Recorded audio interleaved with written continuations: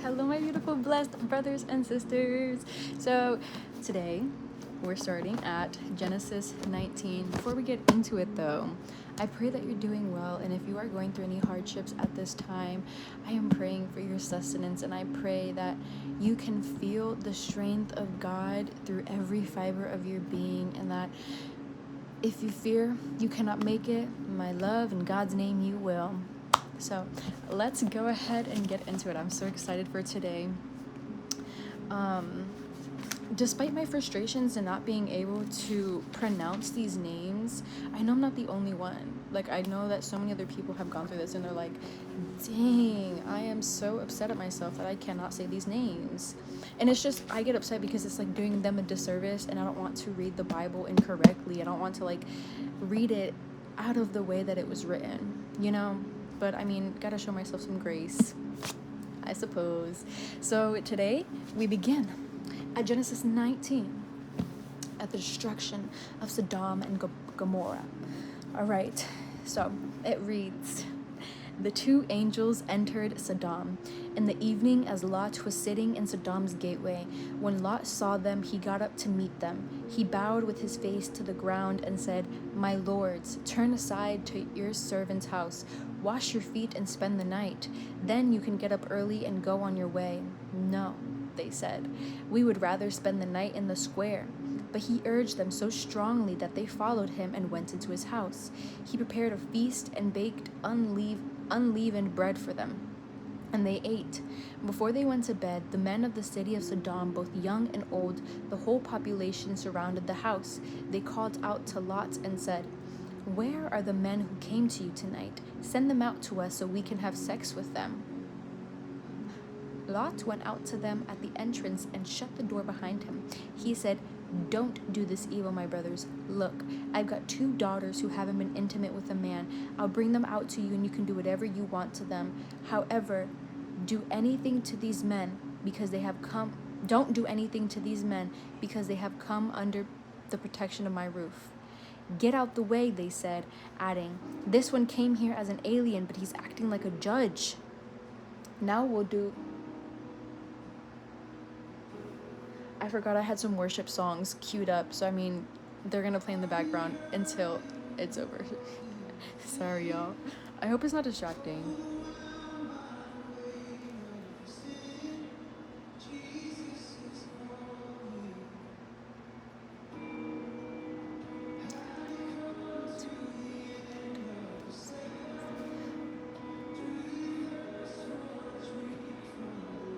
You know, sometimes Jesus is so funny.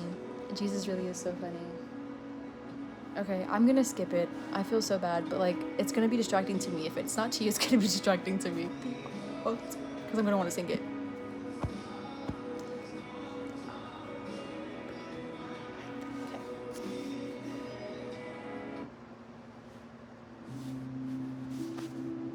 It was only one song. LOL. Okay. We persist.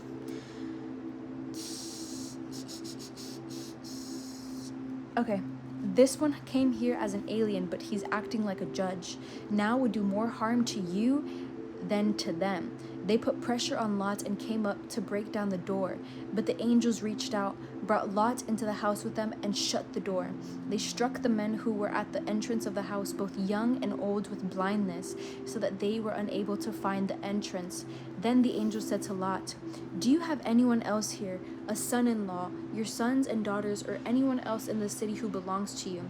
Get them out of this place, for we are about to destroy this place because the outcry against its people is so great before the Lord that the Lord has sent us to destroy it.'" So were men going to be men?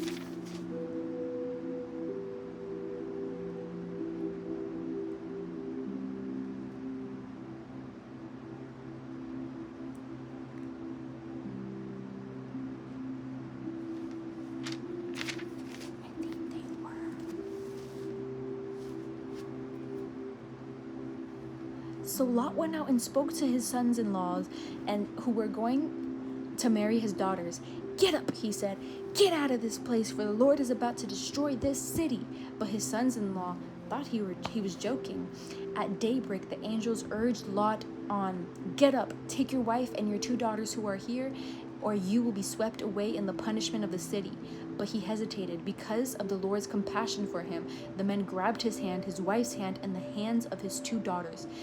They brought him out and left him outside the city. As soon as the angels got them outside, one of them said, "Run for your lives. Don't look back and don't stop anywhere on the plain. Run to the mountains or you will be swept away." But Lot said to them, "No, my lords, please. Your servant has indeed found favor with you, and you have shown me great kindness by saving my life. But I can't run into the mountains. The disaster will overtake me. I will die. Look, this town is close enough for me to flee. It is a small place. Please let me run to it. It's only a small place, isn't it? So that I can survive." And he said to him, "All right, I'll grant your request about this matter too, and will not demolish the town you mention. Hurry up, run to it, for I cannot do anything until you get there."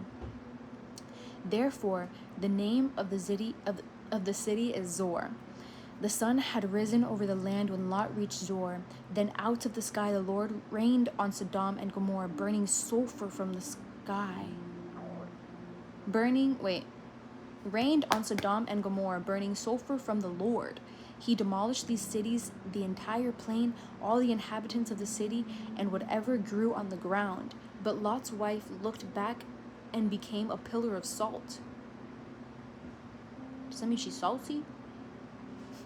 Early in the morning, Abraham went to the place where he had stood before the Lord. He looked down toward Sodom and Gomorrah and all the land of the plain, and he saw that smoke was going up from the land like smoke of a furnace. So it was, when God destroyed the cities to the plain, he remembered Abraham and brought Lot out to the middle of the upheaval, when he demolished the cities where Lot had lived. All right, here we go. God gave me the patience. I believe in you. I believe in myself. I got this. We'll get through this. No rush. No rush. Lot departed from Zoar and lived in the mountains along with his 2 daughters because he was afraid to live in Zoar. Instead, he and his 2 daughters lived in a cave.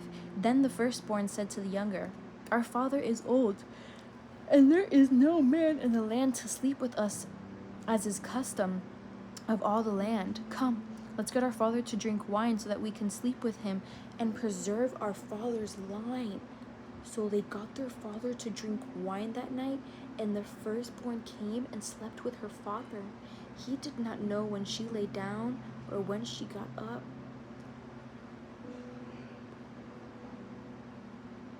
The next day, the firstborn said to the younger, "Look, I slept with my father last night. Let's get him drunk. Let's get him to drink wine again so you can go to sleep with him and we can preserve our father's line." That night, they again got their father to drink wine, and the younger one went and slept with him, and he did not know when she lay down or when she got up. So both of Lot's daughters became pregnant by their father. The firstborn gave birth to a son and named him Moab. He is the father of the Moabites of today. The younger also gave birth to a son, and she named him Benami. He is the father of the Ammonites today. From there, Abraham traveled to the region of the Negev and settled between Kadesh and Shur.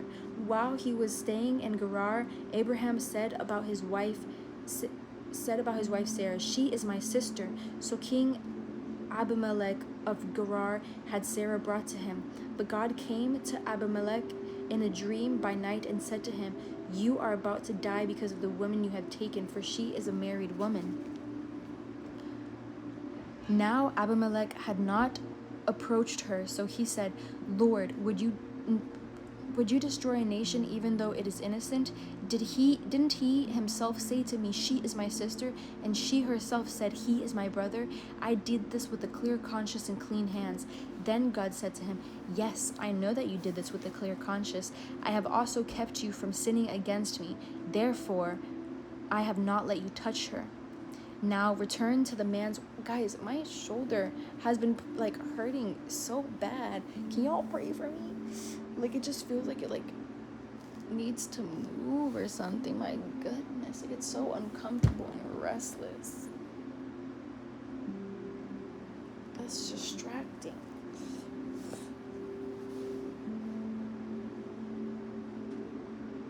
You know what I noticed though? Every time I go to like sit in God's presence, it be going crazy. Cause I don't notice it other times. I mean, I do, but it's not like as prominent. Maybe it's because I'm sitting still. Anywho, back to the story.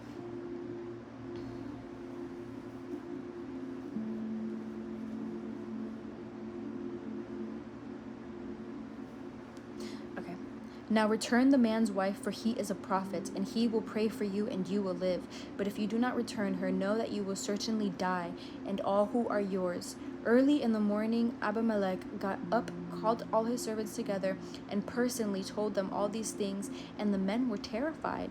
Then Abimelech called Abraham in and said to him, "What have you done to us? How did I sin against you that you have brought such enormous guilt on me and on my kingdom? You have done things to me that should never be done." Abimelech also asked Abraham, "What made you do this?" Replied, "I thought there is absolutely no fear of God in this place. They will kill me because of my wife. Besides, she really is my sister, the daughter of my father, though not the daughter of my mother, and she became my wife. So when God had me wander from my father's son, I said to her, 'Show your loyalty to me whenever we go and say about me, he's my brother.' Then Abimelech took flocks and herds and male and female slaves, gave them to Abraham, and returned his wife Sarah to him. Abimelech said, 'Look, my land is before you. Settle wherever you want.' And he said to Sarah, 'Look, I am giving your brother 1,000 pieces of silver. It is a verification of your honor to all who are with you. You are fully vindicated.' Then Abraham prayed to God, and God healed Abimelech, his wife, and his female slaves, so that they could bear children. For the Lord had completely closed all the wombs in Abimelech's household on account of Sarah, Abraham's wife. The Lord came to Sarah as he said, and the Lord did for Sarah what he had promised. Sarah became pregnant and bore a son to Abraham in his old age, at the appointed time God had told him.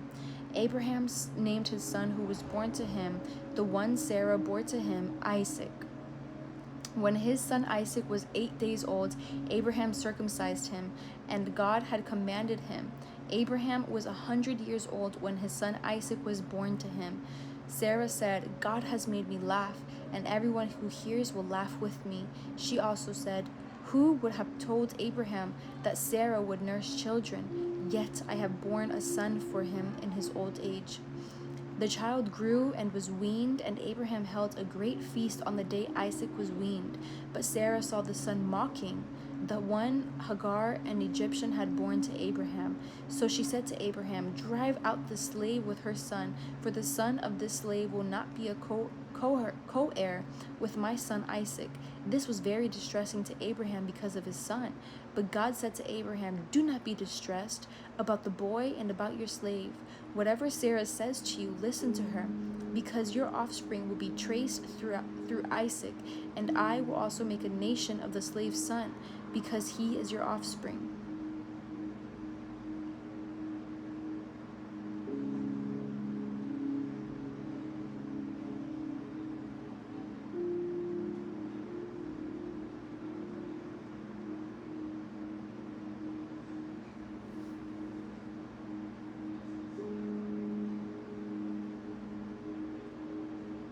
Early in the morning, Abraham got up and took bread and a water skin, put them on Hagar's shoulders, and sent her and the boy away.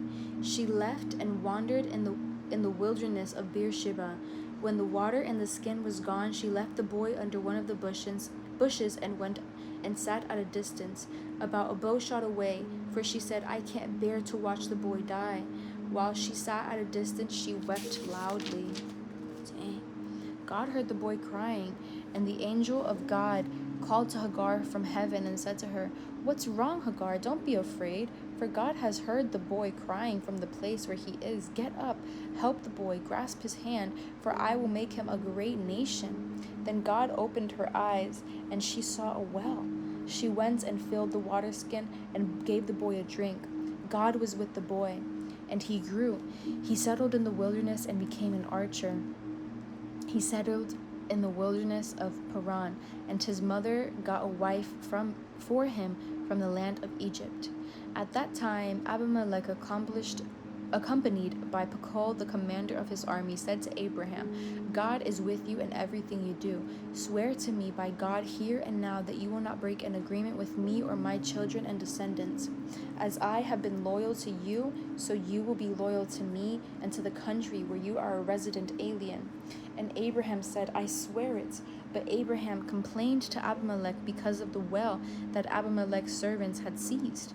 Abimelech replied, "I don't know who did this thing. You didn't report anything to me, so I hadn't heard about it until today." Abraham took flocks and herds and gave them to Abimelech, and two of them made a covenant. Abraham separated 7 ewe lambs from the flock, and Abimelech said to Abraham, "Why have you separated these 7 ewe lambs?" He replied, "You are to accept the 7 ewe lambs from me so that this act will serve as my witness that I dug this well." Therefore, that place was called Beersheba, because it was there that the two of them swore an oath. After they had made a covenant at Beersheba, Abimelech and Pekol, the commander of his army, left and returned to the land of the Philistines. Abraham planted a tamarisk tree in Beersheba, and there he called on the name of the Lord, the everlasting God. And Abraham lived as an alien in the land of the Philistines for many days. Genesis 22, the sacrifice of Isaac. Before we get into there, I'm just awestruck at the incest, but at the same time, I guess, isn't that how we all started? Like life, like literally he said.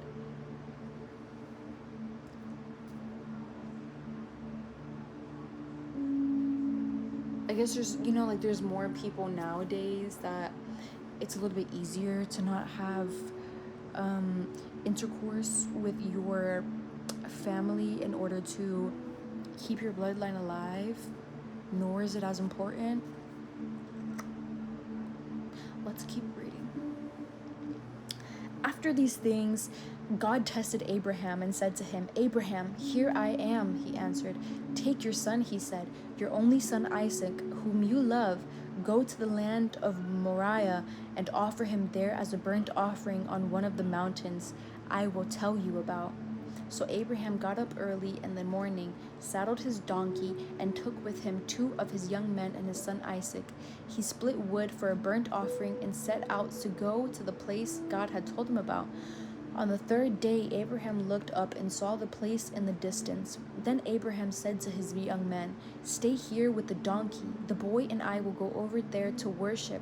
Then we'll come back to you." Abraham took the wood for the burnt offering and laid it on his son Isaac. In his hand he took the fire and the knife, and the 2 of them walked on together. Then Isaac spoke to his father Abraham and said, "My father." And he replied, "Here I am, my son." Isaac said, "The fire and the wood are here, but where is the lamb for the burnt offering?" Abraham answered, "God himself will provide the lamb for the burnt offering, my son." Then the 2 of them walked on together. When they arrived at the place that God had told him about, Abraham built the altar there and arranged the wood. He bound his son Isaac and placed him on the altar, on top of the wood. Then Abraham reached out and took the knife to slaughter his son. But the angel of the Lord called to him from heaven and said, "Abraham, Abraham." He replied, "Here I am."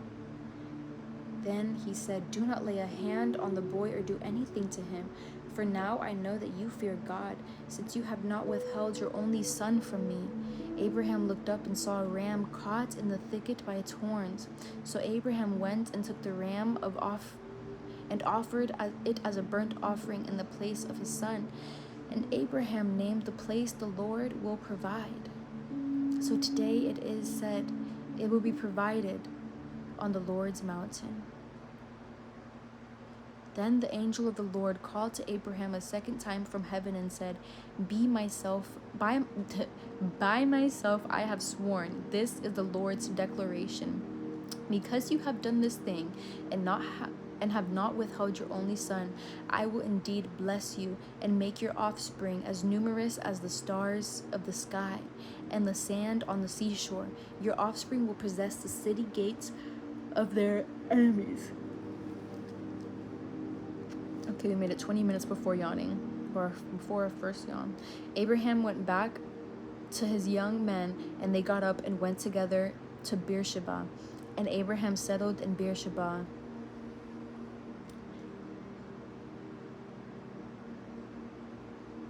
It's like I heard of this, but reading it, it's just like, dang, he was really ready to kill his only son in the name of Jesus. That's some devotion. That's some devotion. At 100 years old, he bore his first child. And God asked him. Unless I'm thinking of someone else. Dang. Okay. Rebekah's family. Now after these things, Abraham was told, Milcah also has borne sons to your brother Nahor. Use Uz, his firstborn, his brother Buz, Kemuel, the father of Aram, Chesed, Hazo, Pildash, Jidlaph, and Bethuel. And Bethuel fathered Rebekah. Milcah bore these 8 to Nahor, Abraham's brother. His concubine, whose name was Reumah, also bore Tabah, Gaham, Tahash, and Makkah. Now Sarah lived 127 years. These were all the years of her life. Sarah died in Kiriath Arba, that is Hebron, in the land of Canaan, and Abraham went to mourn for Sarah and to weep for her. Then Abraham got up from beside his dead wife and spoke to Hittites. I am an alien residing among you. Give me burial property among you so that I can bury my dead. The Hittites replied to Abraham, Listen to us, my lord. You are a prince of God among us. Bury your dead in our finest burial place. None of us will withhold you from his burial place for burying your dead. Then Abraham rose and bowed down to the Hittites, the people of the land. He said to them, If you are willing for me to bury my dead, listen to me and ask Ephron, son of Zohar, on my behalf to give me the cave of Machpelah that belongs to him. It is at the end of his fields. Let him give it to me in your presence for the full price as burial property. Ephron was sitting among the Hittites. So in the hearing of all the Hittites who came to the gate of his city, Ephron the Hittite answered Abraham, No, my lord, listen to me. I give you the fields, and I give you the cave that is in it. I give it to you in the sight of my people. Bury your dead.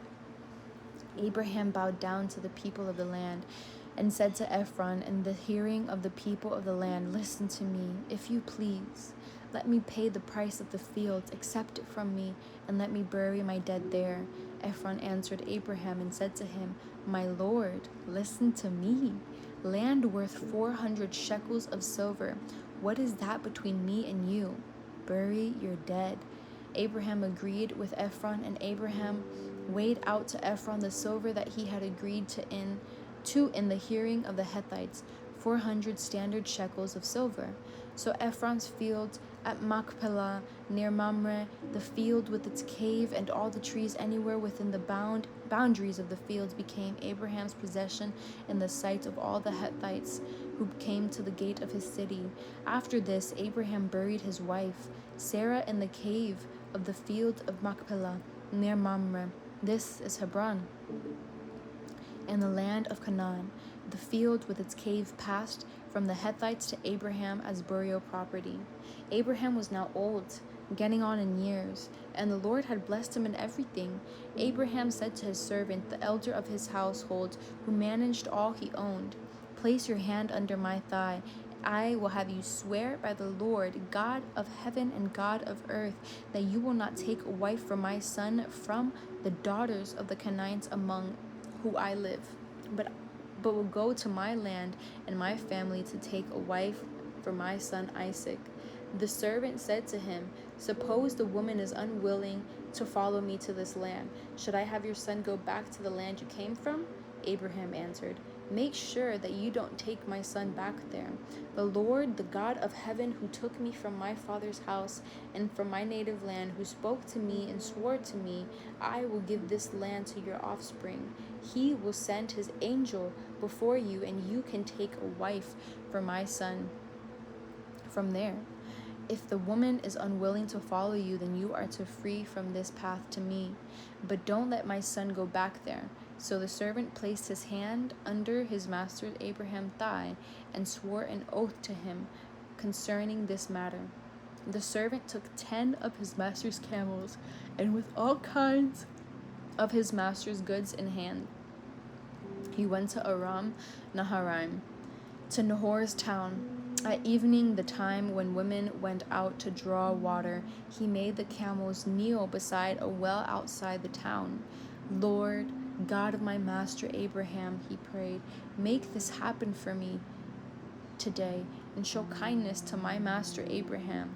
I am standing here at the spring where the daughters of the men of the town are coming out to draw water.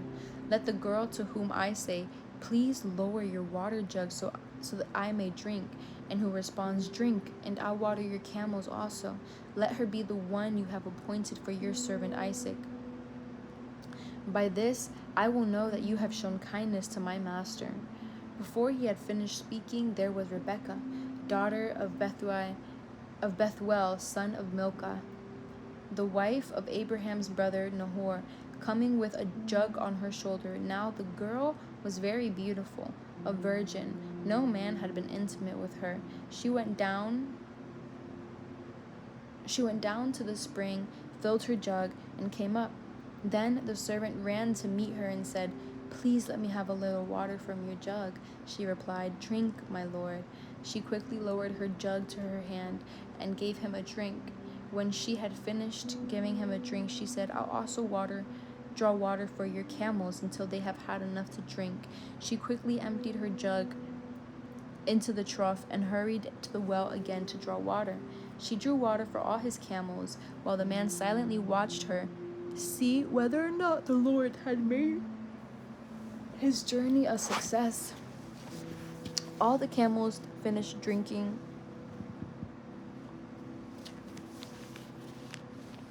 The man took a gold ring weighing half a shekel, and for her wrists 2 bracelets weighing 10 shekels of gold. "Whose daughter are you?" he asked. "Please tell me, is there room in your father's house for us to spend the night?" She answered him, "I am the daughter of Bethuel, son of Milcah, whom bore to Nahor." She also said to him, "We have plenty of straw and feed, and a place to spend the night." Then the man knelt low, worshipped the Lord, and said, "Blessed be by the Lord, the God of my master Abraham, who has not withheld his kindness and faithfulness from my master. As for me, the Lord has led me on the journey to the house of my master's relatives." The girl ran and told her mother's household about these things. Now Rebekah had a brother named Laban, and Laban ran out to the man at the spring as soon as he had seen the ring and the 2 bracelets on his sister's wrist. And when he had heard his sister Rebekah's words, "The man said this to me," he went to the man. He was standing there by the camels at the spring. Laban said, "Come, you who are blessed by the Lord. Why are you standing out here? I have prepared a house and a place for the camels." So the man came to the house, and the camels were unloaded. Straw and feed were given to the camels, and the water was brought to wash his feet and the feet of his men.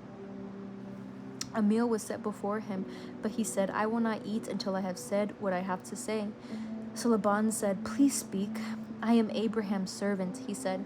The Lord has greatly blessed my master, and he has become rich. He has given him flocks and herds, silver and gold, male and female slaves, and camels and donkeys. Sarah, my master's wife, bore a son to my master in her old age, and he has given him everything he owns. My master put me under this oath: You will not take a wife for my son from the daughters of the Canaanites, in whose land I live, but I will go to my father's family and to my clan to take a wife for my son. But I said to my master, Suppose the woman will not come back with me. He said to me, The Lord before whom I have walked will send his angel with you and make your journey a success, and you will take a wife for my son from my clan and from my father's son. Then you will be free from my oath. If you go to my family and they do not give her to you, you will be free of my oath. Today, when I came to the spring, I prayed, Lord God of my master Abraham, if only you will make my journey successful. I am standing here at a spring. Let the young woman who comes out to draw water, and I say to her, Please let me drink a little water from your jug, and who responds to me, Drink, and I'll draw water for your camels also. Let her be the woman the Lord has appointed for my master's son. Before I had finished praying silently, there was Rebekah, coming with her jug on her shoulder, and she went down to the spring and drew water. So I said to her, Please, let me have a drink. She quickly lowered her jug from her shoulder, and said, Drink, and I'll have water for your camels too. So I drank, and she also watered the camels. Then I asked her, Whose daughter are you? She responded, The daughter of Bethuel, son of Nahor, whom Milcah bore to them. So I put the ring on her nose and the bracelets on her wrists. Then I knelt low, worshipped the God, and blessed the Lord, the God of my master Abraham, who guided me on the right way to take the granddaughter of my master's brother for his son. Now if you are going to show kindness and faithfulness to my master, tell me. If not, tell me, and I will go elsewhere. Laban and Bethuel answered, This is from the Lord. We have no choice in the matter. Rebekah is here in front of you. Take her and go, and let her be a wife for your master's son, just as the Lord has spoken. When Abraham's servant heard their words, he bowed to the ground before the Lord. Then he brought out objects of silver and gold and garments and gave them to Rebekah. He also gave precious gifts to her and to her brother and her mother. Then he and the men with him ate and drank and spent the night. When they got up in the morning, he said, Send me to my master. But her brother and mother said, Let the girl stay with us for about 10 days, then she can go. But he responded to them, Do not delay me, since the Lord has made my journey a success. Send me away so that I may go to my master. So they said, Let's call the girl and ask her opinion. They called Rebekah and said to her, Will you go with this man? She replied, I will go. So they sent away their sister Rebekah with the one who had nursed and raised her, and Abraham's servant and his men. They blessed Rebekah, saying to her, Our sister, may you become thousands upon 10,000s. May your offspring possess the city gates of their enemies. Then Rebekah and her female servants got up, mounted the camels, and followed the man. So the servant took Rebekah and left. Now Isaac was returning from Lahai-roi, for he was living in the Negev region. In the early evening, Isaac went out to walk in the fields, and looking up he saw camels coming. Rebekah looked up, and when she saw Isaac, she got down from her camel and asked the servant, Who is that man in the field coming to meet us? And Isaac brought her into the tent of his mother Sarah and took Rebekah to be his wife. Isaac loved her, and he was comforted after his mother's death. Abraham had taken another wife, whose name was Keturah, and she bore him Zimron, Jokshan, Medan, Midian, Ishbak, and Shua. Jokshan fathered Sheba and Dedan. Dedan's sons were the Ashumar, Ledashim, and Leomim. And Midian's sons were Epher, and Hanak, Habida, and Eldah. All these were sons of Keturah. Abraham gave everything he owned to Isaac, but Abraham gave his gifts to the son of his concubines. While he was still alive, he sent them eastward, away from his son Isaac, to the land of the east. This is the length of Abraham's life, 175 years. He took his last breath and died at a good old age, old and contented, and he was gathered to his people. His son Isaac and Ishmael buried him in the cave of Machpelah, near Mamre, in the field of Ephron, son of Zohar the Hethite. This was a field that Abraham bought from the Hethites. Abraham was buried there with his wife Sarah. After Abraham's death, God blessed his son Isaac, who lived near Beer Lahai Roi. These are the family records of Abraham's son Ishmael, whom Hagar, the Egyptian Sarah's slave, bore to Abraham. These are the names of Ishmael's son. Their names, according to the family records, are Nebaioth, Ishmael, firstborn, then Kedar, Adbeel, Mibsam, Mishma, Duma, Massa, Hadad, Tamah, Jetur, Naphish, and Kedemah. These are Ishmael's sons, and these are their names by their settlements and encampments, 12 leaders of their clans. This is the length of Ishmael's life, 137 years. He took his last breath and died, and was gathered to his people, and they settled from Havilah to Shur, which is opposite Egypt as you go toward Ashur. He stayed near all their relatives.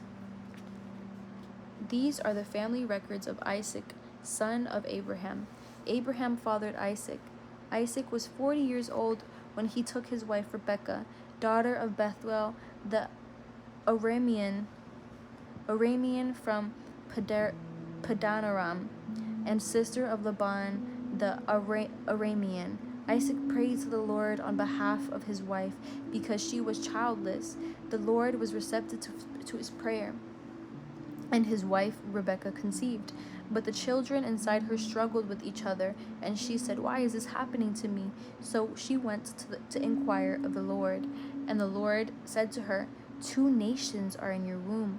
Two peoples will come from you and be separated. One people will be stronger than the other, and the older will serve the younger." When her time came to give birth, there were indeed twins in her womb. The first one came out red-looking, covered with hair like a fur coat, and they named him Esau.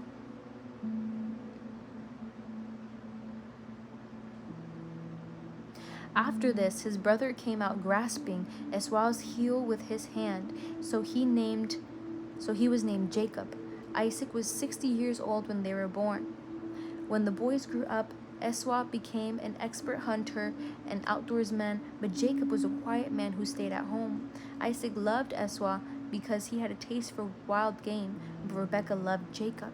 Once, when Jacob was cooking a stew, Esau came in from the field exhausted. He said to Jacob, "Let me eat some of that red stuff because I'm exhausted." That is why he was also named Edom. Jacob replied, "First sell me your birthright." "Look," said Esau, "I'm about to die, so what good is a birthright to me?"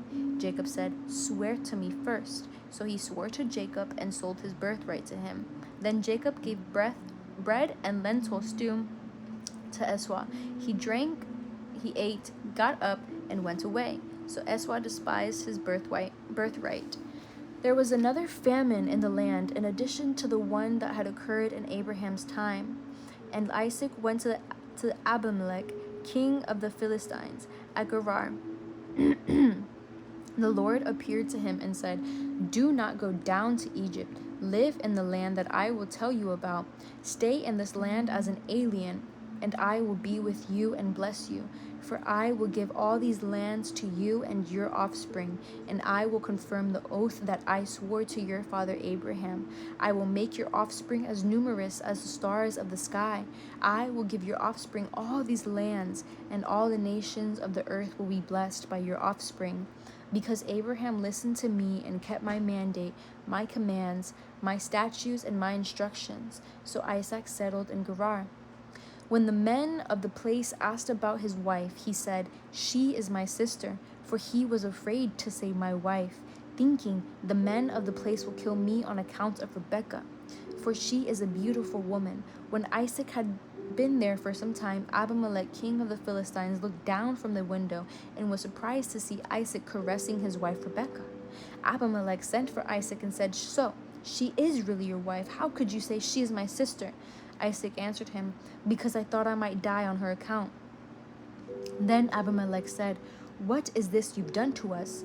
One of the people could easily have slept with your wife, and you would have brought guilt on us." So Abimelech warned all his people, "Whoever harms this man or his wife will certainly be put to death." Isaac sowed seed in that land, and in the year he reaped 100 times what was sown. The Lord blessed him.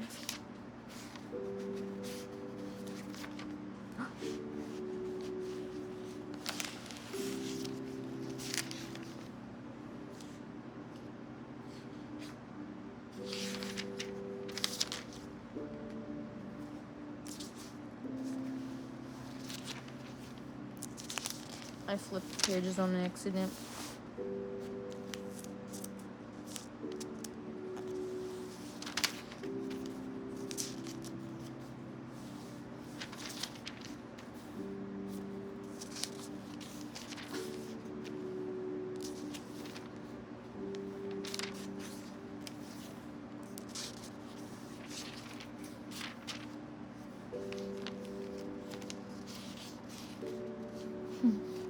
I was trying to see how many more pages I had in the book of Genesis to see like how much longer I want to keep reading.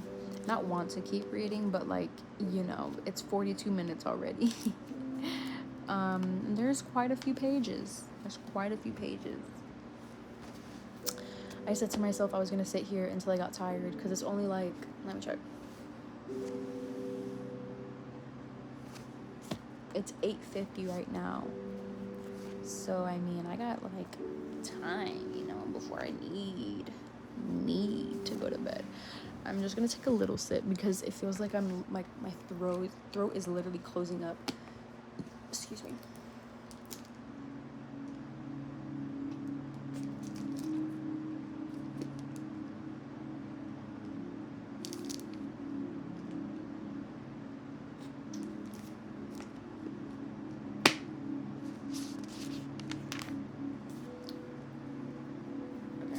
So, we are at Genesis 26:12. Isaac sowed seed in that land, and in that year he reaped 100 times what was sown.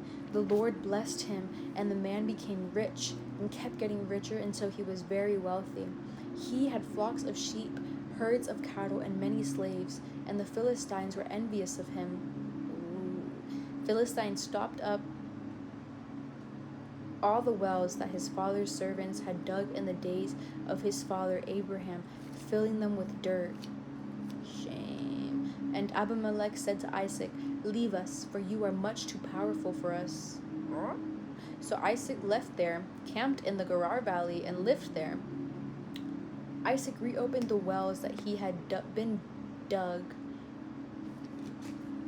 What's going on here?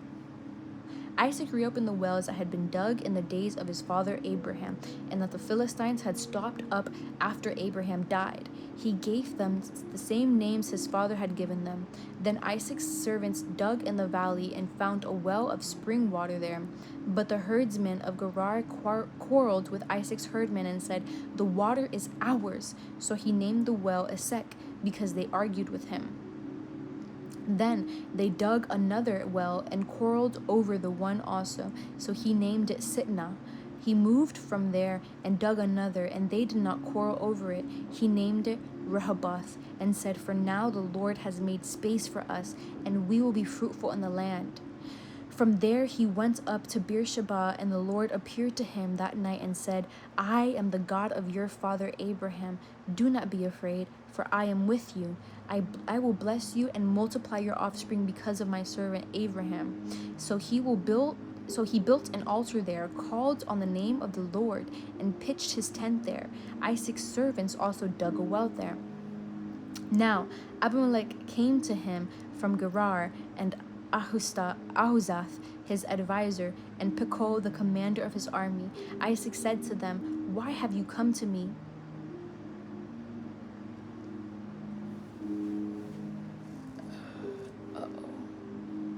I just realized that I had hold on. I am being distracted right now.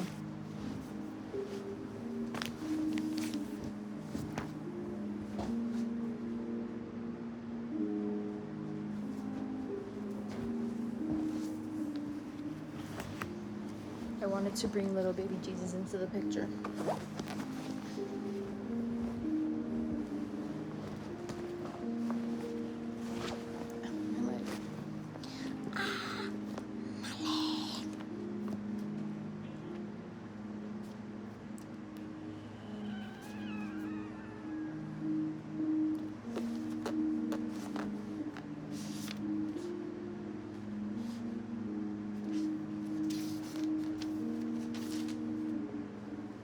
I had to get him.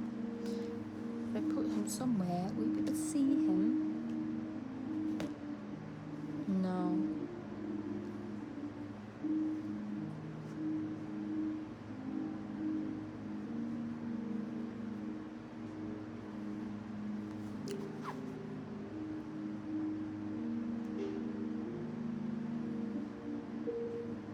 Little baby Jesus on my shoulder. Okay. I needed it. My attention span is kind of like shifting it.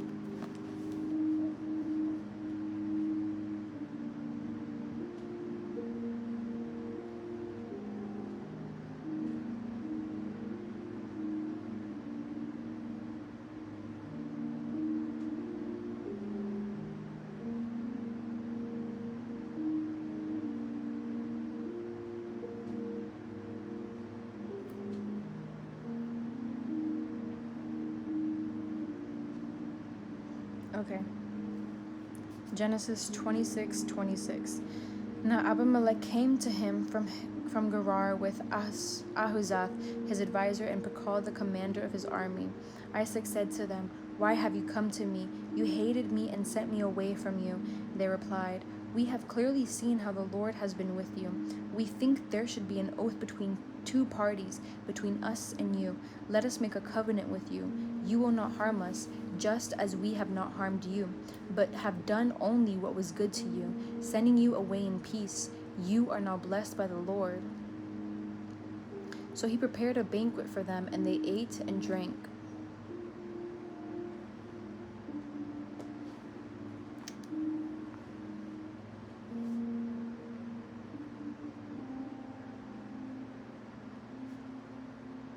They got up early in the morning and swore an oath to each other. Isaac sent them on their way, and they left him in peace.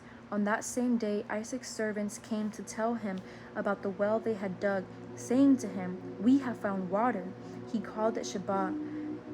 Therefore, the name of the city is still Beersheba today. When Esau was 40 years old, he took as his wives Judith, daughter of Beeri the Hittite, and Basemath, daughter of Elon the Hittite. They made life bitter for Isaac and Rebekah.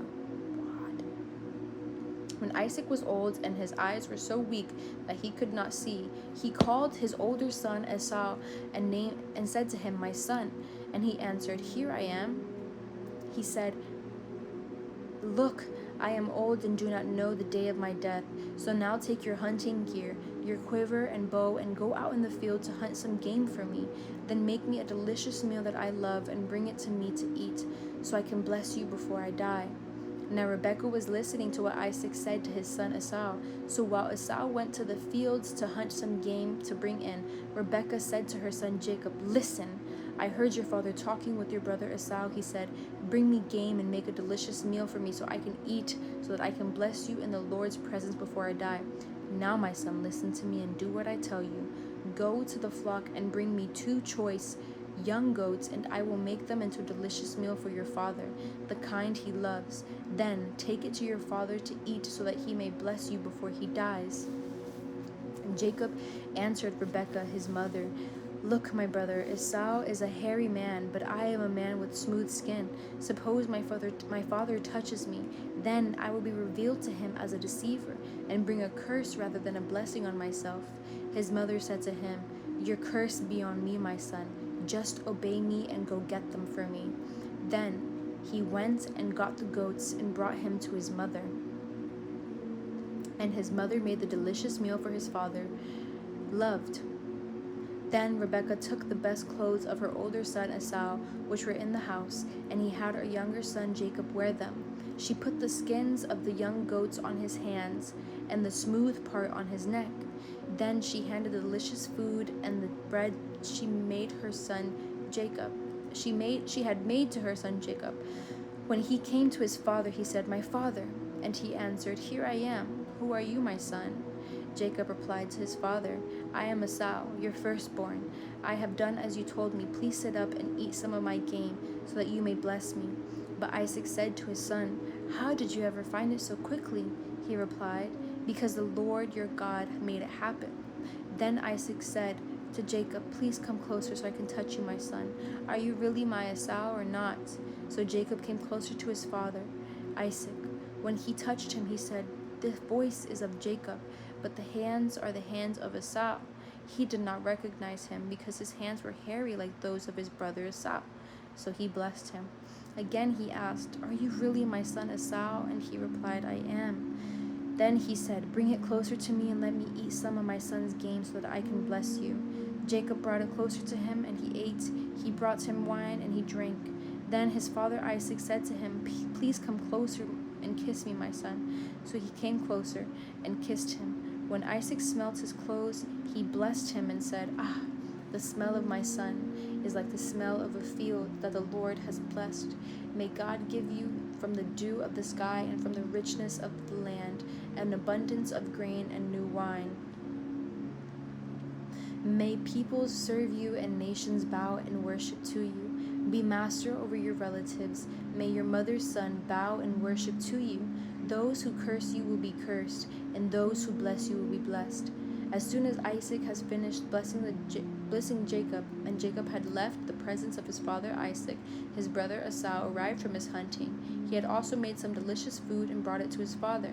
He said to his father, 'Let my father get up and eat some of his son's game, so that you may bless me.' But his father Isaac said to him, 'Who are you?' 'I am Esau, your firstborn son.' Isaac began to tremble uncontrollably. 'Who was it then?' he said. 'Who hunted the game and brought it to me? I ate it all before you came in, and I blessed him. Indeed, he will be blessed.' When Esau heard his father's word, he cried out with a loud and bitter cry, and said to his father, 'Bless me too, my father.' But he replied, 'Your brother came deceitfully and took your blessing.' So he said, 'Isn't he rightly named Jacob?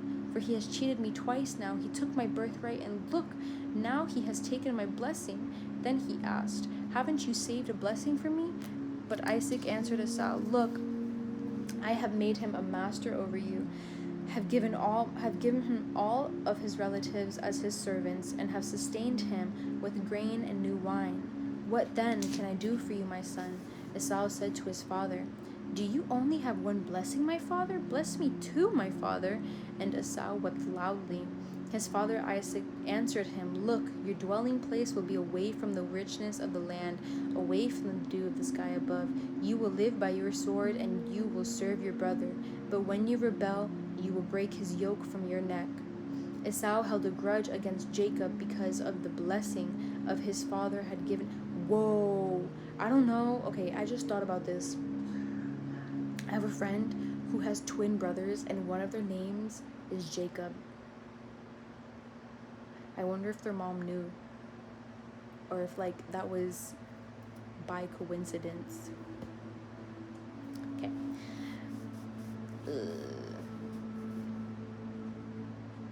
Okay. Esau held a grudge against Jacob because of the blessing his father had given him. And Esau determined in his heart, the days of mourning for my father are approaching. Then I will kill my brother Jacob. When the words of her older son Esau were reported to Rebekah, she summoned her younger son Jacob and said to him, "Listen, your brother Esau is consoling himself by planning to kill you. So now, my son, listen to me. Flee at once to my brother Laban in Haran and stay with him for a few days until your brother's anger subsides, until your brother's rage turns away from you and he forgets what you have done to him. Then I will send for you and bring you back from there. Why should I lose you both in one day?" So Rebekah said to Isaac, "I'm sick of my life because of these Hittite girls. If Jacob marries someone from around here like these Hittite girls, what good is my life?" So Isaac summoned Jacob, blessed him, and commanded him, "Do not marry a Canaanite girl. Go at once to Padan Aram, to the house of Bethuel your mother's father. Marry one of their daughters of Laban."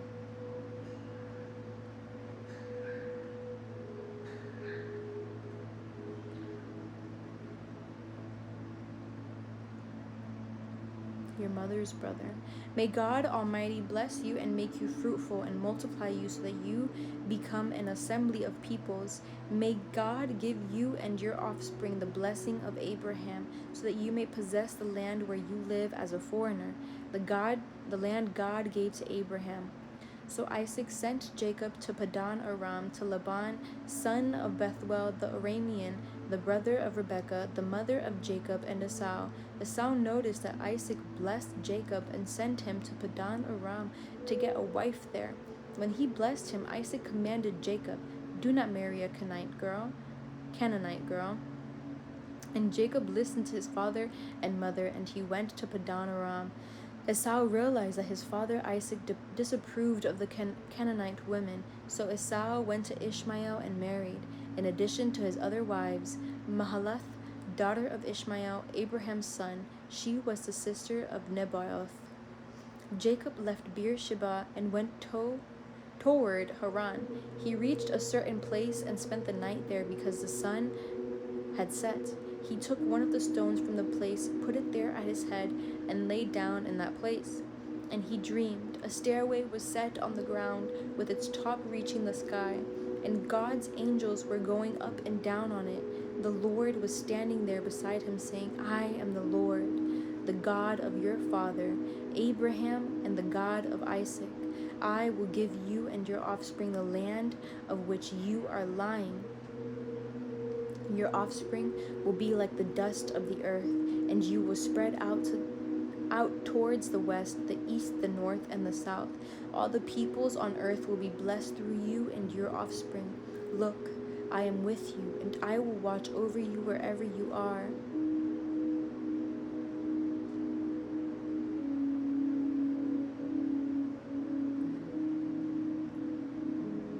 "I am with you, and I will watch you wherever you go. I will bring you back to this land, for I will not leave you until I have done what I have promised." When Jacob awoke from his sleep, he said, "Surely the Lord is in this place, and I did not know it." He was afraid and said, "What an awesome place this is! That is none other than the house of God. This is the gate of heaven." Early in the morning, Jacob took the stone that was near his head, set it up as a marker. He poured oil on top of it and named the place Bethel. Though previously the city was named Luz. Then Jacob made a vow, "If God will be with me and watch over me during this journey I am making, if he provides me with food to eat and clothing to wear, and if I return safely to my father's family, then the Lord will be my God. This stone that I have set up as a marker will be God's house, and I will give you 1/10 of all that you give me." Jacob resumed his journey, and he went to the eastern country. He looked and saw a well in a field. 3 flocks of sheep were lying there beside him. 3 flocks of sheep were lying there beside it because the sheep were watered from this well. but a large stone covered the opening of the wall. The shepherds would roll the stone from the opening of the well and water the sheep when all the flocks were gathered there. Then they would return the stone to its place over the well's opening. Jacob asked the men at the well, "My brothers, where are you from?" "We're from Haran," they answered. "Do you know Laban, grandson of Nahor?" Jacob asked them. They answered, "We know him. Is he well?" Jacob asked.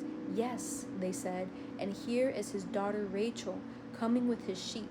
Then Jacob said, "Look, it is still broad daylight. It is not time for animals to be gathered. Water the flock, then go out and let them graze." But they said, "We can't until all the flocks have been gathered, and the stone is rolled from the well's opening. Then we will water the sheep."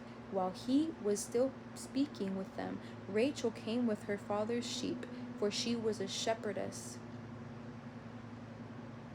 As soon as Jacob saw his uncle Laban's daughter Rachel with his sheep, he went up and rolled the stone from the opening and watered his uncle Laban's sheep. Then Jacob kissed Rachel and wept loudly. He told Rachel that he was her father's relative, Rebekah's son. She ran and told her father. When Laban heard the news about his sister's son Jacob, he ran to meet him, hugged him, and kissed him. Then he took him to his house, and Jacob told him all that had happened. Laban said to him, "Yes, you are my own flesh and blood." After Jacob had stayed with him a month, Laban said to him, "Just because you are my relative, should you work for me for nothing?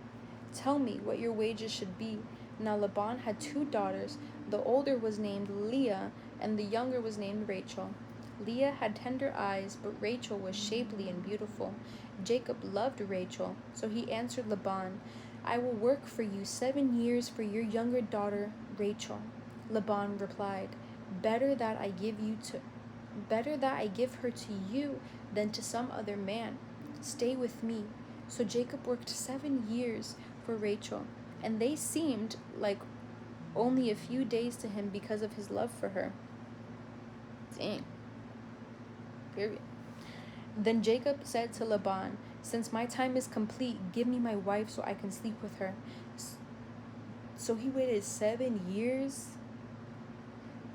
So Laban invited all the men of the place and sponsored a feast. That evening, Laban took his daughter Leah and gave her to Jacob, and he slept with her. And Laban gave his slave Zilpah to his daughter Leah as her slave.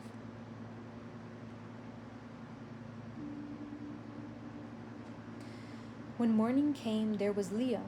So he said to Laban, "What is this you have done to me? Wasn't it for Rachel that I worked for you? Why have you deceived me?" Laban answered, "It is not the custom in this place to give the younger daughter in marriage before the firstborn. Complete this week of wedding celebration, and we will also give you this younger one in returning for working yet another 7 years for me." And Jacob did just that. He finished the first week of celebration, and Laban gave him his daughter Rachel as his wife, and Laban gave his slave Bilhah to his daughter Rachel as her slave.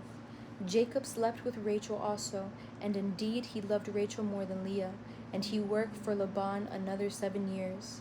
When the Lord saw that Leah was unloved, he opened her womb, but Rachel was able to conceive. Leah conceived, gave birth to a son, and named him Reuben, for she said, "The Lord has seen my affliction. Surely my husband will love me now."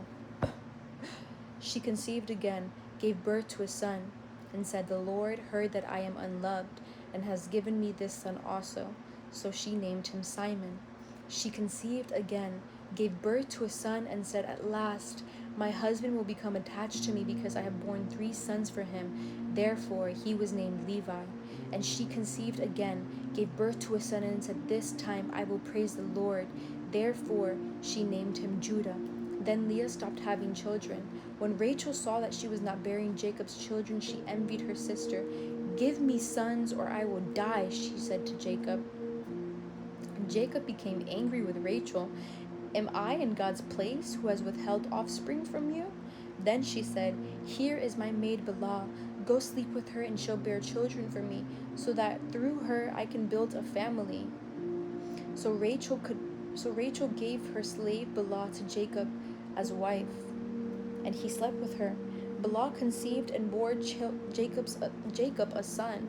Rachel said, God has vindicated me. Yes, he has heard me and given me a son. So she named him Dan.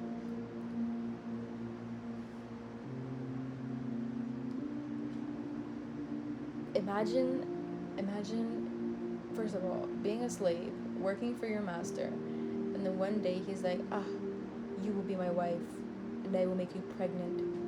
Even though you probably hate me and despise me, you will bear children. You will be my surrogate. Unwillingly. Dang.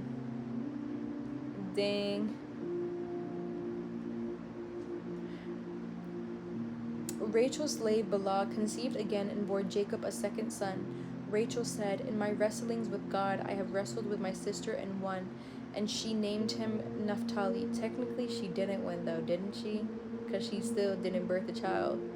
What? When Leah saw that she had stopped having children, she took her slave Zilpah and gave her to Jacob as a wife. Leah's slave Zilpah bore Jacob a son. Then Leah said, what good fortune, and she named him Gad. When Leah's slave Zilpah bore Jacob a second son, Leah said, I am happy that the women call me happy. Talk about seeking validation, jeez. So she named him Asher. Reuben went out during the wheat harvest and found some mandrakes in the field. When he brought them to his mother Leah, Rachel asked, please give me some of your son's mandrakes. But Leah replied to her, isn't it enough that you have taken my husband? Now you also want to take my son's mandrakes? Well then, Rachel said, he can sleep with you tonight in exchange for your son's mandrakes.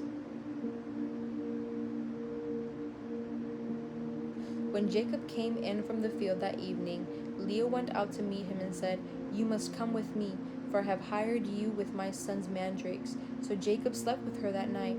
God listened to Leah, and she conceived and bore Jacob a fifth son. Leah said, God has rewarded me for giving my slave to my husband, and she named him Issachar. Then Leah conceived again and bore Jacob a sixth son. God has given me a good gift, Leah said. This time my husband will honor me because I have borne 6 sons for him. And she named him Zebulun. Later, Leah bore a daughter and named her Dinah. Then God remembered Rachel. He listened to her and opened her womb. She conceived and bore a son. And she said, God has taken away my disgrace. She named him Joseph and said, may the Lord add another son to me. After Rachel gave birth to After Rachel gave birth to Joseph, Jacob said to Laban, send me on my way so that I can return to my homeland. Give me my wives and my children that I have worked for, and let me go. You know how hard I have worked for you. But Laban said to him, if I have found favor with you, stay. I have learned by divination that the Lord has blessed me because of you. Then Laban said, name your wages and I will pay them. So Jacob said to him, you know how I have served you and how your herds have fared with me. For you have very little before I came, but now your wealth has increased. The Lord has blessed you because of me. And now when will I also do something for my own family? Laban asked, what should I give you? And Jacob said, you don't need to give me anything. If you do this one thing for me, I will continue to shepherd and keep your flock. Let me go through all your sheep today and remove every sheep that is speckled or spotted, every dark-colored sheep among the lambs, and the spotted and speckled among the female goats. Such will be my wages. In the future, when you come to check on my wages, my honesty will testify for me. If I have any female goats that are not speckled or spotted, or any lambs that are not black, they will be considered stolen. Good, said Laban. Let it be as you have said. That day Laban removed the streaked and spotted male goats and all the speckled and spotted female female goats, every one that had any white on it, and every dark-colored one among the lambs, and he placed his sons in charge of them. He put a 3-day journey between himself and Jacob. Jacob, meanwhile, was shepherding the rest of Laban's flock. Jacob then took branches of fresh poplar, almond, and plane wood, and peeled the bark, exposing white stripes on the branches. He set the peeled branches in the troughs in front of the sheep in the water channels where the sheep came to drink, and the sheep bred when they came to drink. The flocks bred in front of the branches and bore streaked, speckled, and spotted young. Jacob separated the lambs and made the flocks face the streaked sheep and the completely dark sheep in Laban's flocks. Then he set his own stock apart and didn't put them with Laban's sheep. Wherever the stronger of the flock were breeding, Jacob placed the branches in the troughs, in full view of the flocks, and they would breed in front of the branches. As for the weaklings of the flocks, he did not put out the branches. So it turned out that the weak sheep belonged to Laban, and the stronger ones to Jacob. And the man became very rich. He had many flocks, female and male slaves, and camels and donkeys. In Genesis 31. Now Jacob heard what Laban's sons were saying. Jacob has taken all that was our father and has built this wealth from what belonged to our father. And Jacob saw from Laban's face that his attitude toward him was not the same as before. The Lord said to him, Go back to the land of your fathers and to your family, and I will be with you. Jacob had Rachel and Leah called to the field where his flocks were. He said to them, I can see from your father's face that his attitude toward me is not the same as before, but the God of my father has been with me. You know that with all my strength I have served your father, and that he has cheated me and changed my wages 10 times. But God has not let him harm me. If he said, the spotted sheep will be your wages, then all the sheep were born spotted. If he said, the streaked sheep will be your wages, then all the sheep were born streaked. God has taken away your father's herds and given them to me. When the flocks were breeding, I saw in a dream that the streaked, spotted, and speckled males were mating with the females. In that dream, the angel of God said to me, Jacob. And I said, Here I am. And he said, Look up and see all the males that are mating with the flocks are streaked, spotted, and speckled. For I have seen all that Laban has been doing to you. I am the God of Bethel, where you poured oil on the stone marker and have made a solemn vow to me. Get up, leave this land, and return to your native land. Then Rachel and Leah answered him, Do we have any portion or inheritance in our father's family? Are we not regarded by him as outsiders? For he has sold us and has certainly spent our purchase price. In fact, all the wealth that God has taken away from our father belongs to us and to our children. So do whatever God has said to you. So Jacob got up and put his children and wives on the camels. He took all the livestock and possessions he had acquired in Paddan Aram, and he drove his herds to go to the land of Canaan, to his father Isaac. When Laban had gone to shear his sheep, Rachel stole her father's household idols, and Jacob deceived Laban and the Aramean, not telling him that he was fleeing. He fled with all his possessions, crossed the Euphrates, and headed for the hill country of Gilead. On the 3rd day, Laban was told that Jacob had fled. So he took his relatives with him, pursued Jacob for 7 days, and overtook him in the hill country of Gilead. But God came to Laban, the Aramean, in a dream at night. Watch yourself, God warned him. Don't say anything to Jacob, either good or bad. When Laban overtook Jacob, Jacob had pitched his tent in the hill country, and Laban and his relative also pitched their tents in the hill country of Gilead. Laban said to Jacob, What have you done? You have deceived me and taken my daughters away like prisoners of war. Why did you secretly flee from me, deceive me, and not tell me? I would have sent you away with joy and singing with tambourines and lyres. But you didn't even let me kiss my grandchildren and my daughters. You have acted foolishly. I could do you great harm, but last night the God of your father said to me, watch yourself. Don't say anything to Jacob, either good or bad. Now you have gone off because you long for your family's father. But why have you stolen my gods?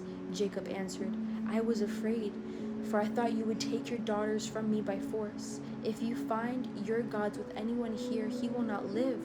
Before our relatives point out anything that is yours and take it.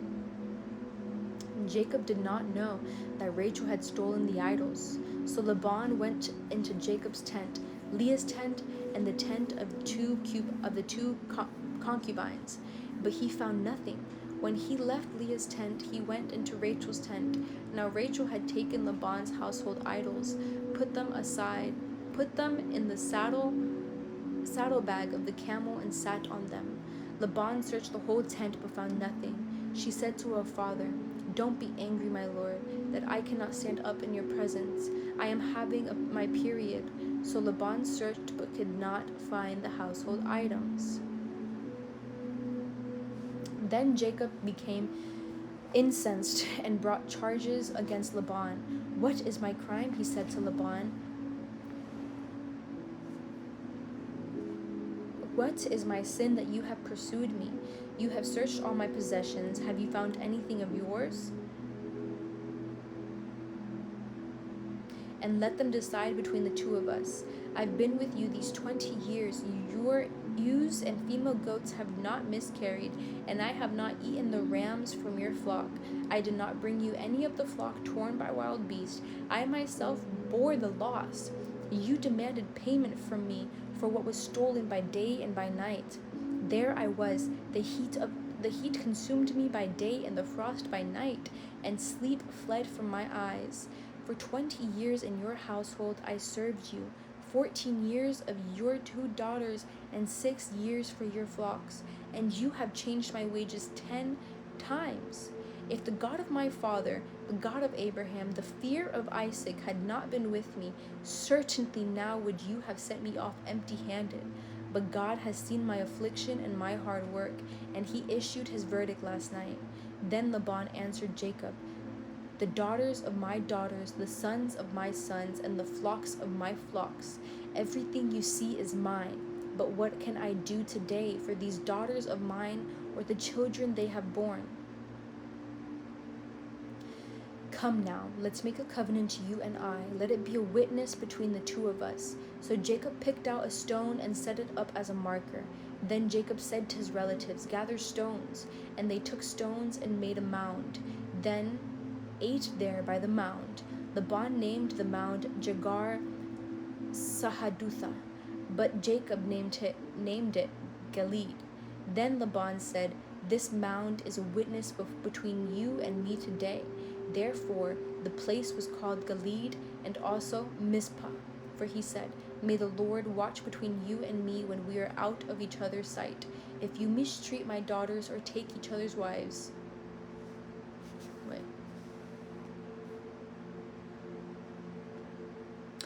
If you mistreat my daughters or take other wives, though no one is with you, understand that God will be a witness between you and me. Laban also said to Jacob, look at this mound and the marker I have set up between you and me. This mound is a witness, and the marker is a witness that I will not pass beyond this mound to you, and you will not pass beyond this mound and this marker to do me harm. The God of Abraham and the gods of Nahor, the gods of their father, will judge between us. And Jacob swore by the fear of his father Isaac. Then Jacob offered a sacrifice on the mountain and invited his relatives to eat a meal. So they ate a meal and spent the night on the mountain. Laban got up early in the morning, kissed his grandchildren and his daughters, and blessed them. Then Laban left to return home. Jacob went on his way, and God's angels met him. When he saw them, Jacob said, this is God's camp. So he called that place Mahanaim.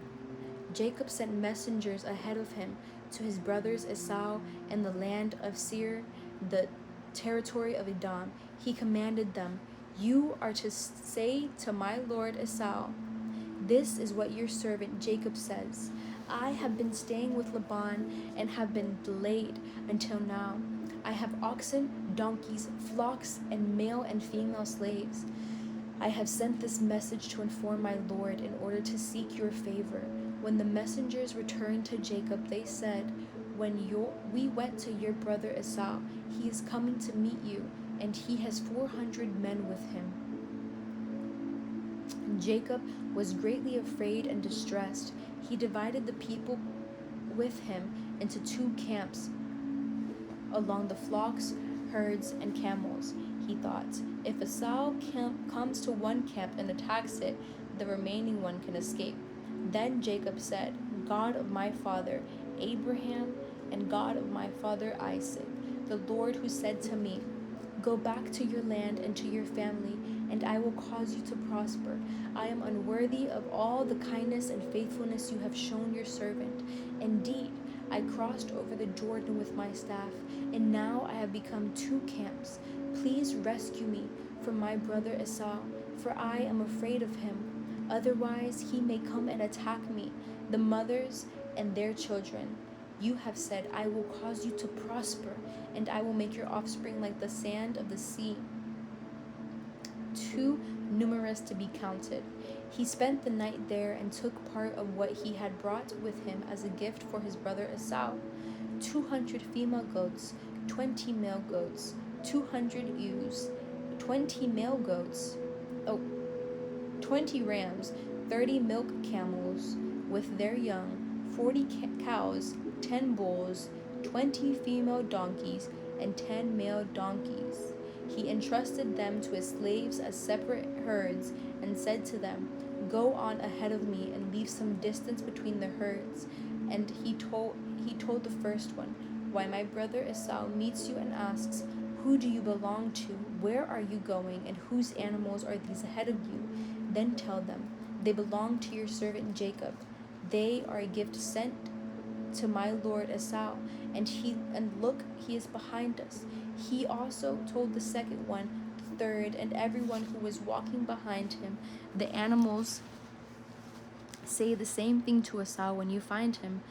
You are also to say, Look, your servant Jacob is right behind us, for he thought, I want to appease Esau with the gift that is going ahead of me. After that I can face him, and perhaps he will forgive me.' So the gift was sent on ahead of him, while he remained in the camp that night. During the night Jacob got up and took his 2 wives, his slave women, and his 11 sons, and crossed the ford of Jabbok. He took them and sent them across the stream, along with all his possessions. Jacob was left alone, and a man wrestled with him until daybreak. When the man saw that he could not defeat him, he struck Jacob's hip socket as they wrestled and dislocated his hip. Then he said to Jacob, 'Let me go, for it is daybreak.' But Jacob said, 'I will not let you go unless you bless me.' 'What is your name?' the man asked. 'Jacob.' 'Your name will no longer be Jacob,' he said. 'It will be Israel, because you have struggled with God and with men and have prevailed.' Then Jacob asked him, 'Please tell me your name.' But he answered, 'Why do you ask my name?' And he blessed him there. Jacob then named the place Peniel, 'For I have seen God face to face,' he said, 'yet my life has been spared.'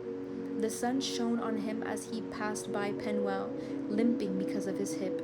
That is why, still today, the Israelites don't eat the thigh muscle that is at the hip socket, because he struck Jacob's hip socket at the thigh muscle." Okay, we stop at Genesis 33, where Jacob meets Esau. And I'm sure it'll get juicy and aggressive, and maybe kind of kooky and crazy. If you sat with me this entire time and you read your Bible especially, God bless you. I have never sat and read the Bible for this long before. And it's definitely through God's encouragement. I feel my faith growing in Him stronger and deeper every day, and I mean that intensely, like intensely deepening my faith every day. And I'm just so proud of my devotion, and I am so glad that God sees my devotion and continues to encourage me to show up for Him. And so, me little baby Jesus, love you dearly. You guys have a blessed, beautiful rest of your night, day, evening, wherever you are. I love you, my beautiful, blessed brothers and sisters.